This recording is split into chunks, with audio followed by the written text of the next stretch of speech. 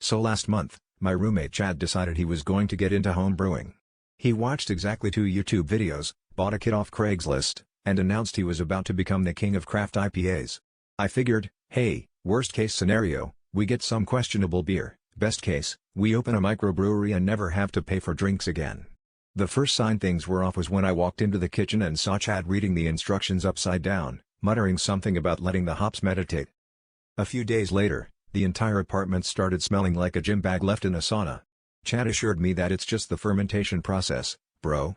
But then I noticed that the airlock on the brewing bucket wasn't just bubbling, it was practically whistling the theme song to Jeopardy! By the end of the week, the yeast colony in the bucket looked like it was trying to stage a coup. I swear I saw it organize itself into a tiny picket line, holding little signs made out of toothpicks and post-it notes. Things escalated quickly. I was finding yeast in places yeast should never be. In the shower, in my sock drawer, even in my copy of War and Peace, which I still haven't read, but now it's more like War and Piece of Bread.